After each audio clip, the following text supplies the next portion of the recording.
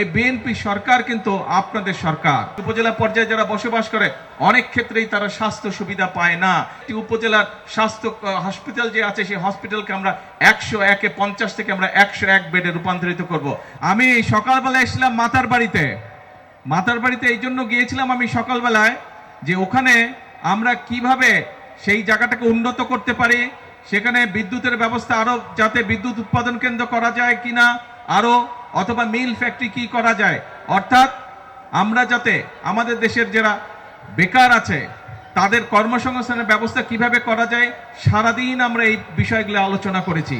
শুধু তাই নয়, এই যে আপনারা যে এই যে নির্বাচিত করেছেন, বিএনপি সরকারকে যে নির্বাচিত করেছেন, এই বিএনপি সরকার কিন্তু আপনাদের সরকার। ফ্যালকন অ্যালুমিনিয়াম মাল্টিলেয়ার অ্যানোডাইজড হওয়ায় সম্পূর্ণ স্ক্র্যাচ প্রুফ। Falcon aluminium.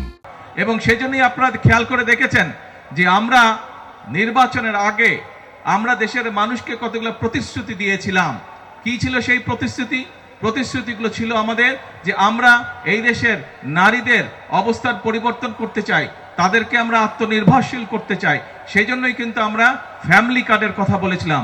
এবং আপনারা দেখেছেন যে ফ্যামিলি কার্ডের কাজ সরকার গঠন করার সাথে সাথে আমরা সেই ফ্যামিলি কার্ডের কাজ শুরু করেছিলাম।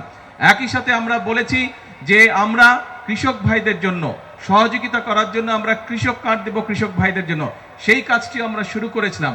আমরা নির্বাচনের আগে দেশের মানুষের কাছে আমরা ওয়াদা করেছিলাম যে আমরা যদি সরকার গঠন করতে পারি আল্লাহর রহমতে দেশের মানুষের সহযোগিতায় সমর্থনে, তাহলে আমরা সারা বাংলাদেশে যে যাদের কৃষি ঋণ, কৃষক ভাই যারা আছে যাদের কৃষি ঋণ 10,000 টাকা পর্যন্ত আছে, তাদের 10,000 টাকা পর্যন্ত কৃষি ঋণ সহ সুদ সহ আমরা মওকুফ করব।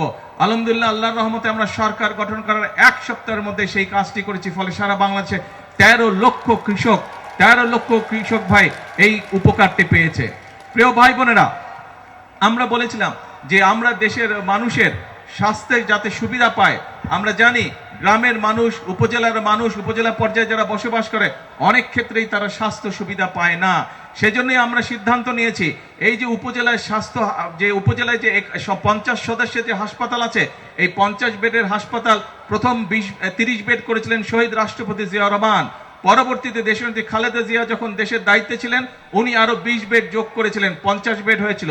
আমরা এবার এই সরকারকে যেহেতু আপনারা নির্বাচিত করেছেন, এই জন্য আমরা সিদ্ধান্ত নিয়েছি মানুষকে যাতে আমরা, যেহেতু আমরা মানুষের কাছে ওয়াদা দিয়েছিলাম নির্বাচনের পূর্বে যে মানুষের কাছে আমরা ন্যূনতম স্বাস্থ্য সেবা পৌঁছে দিতে চাই, সেই জন্য আমরা সিদ্ধান্ত করেছি বাংলাদেশের 503টা যে উপজেলা আছে প্রত্যেকটি উপজেলার স্বাস্থ্য হসপিটাল যে আছে সেই হসপিটালকে আমরা 150 থেকে আমরা 101 বেডে রূপান্তরিত করব, যাতে দেশের মানুষ স্বাস্থ্য সেবা পায়।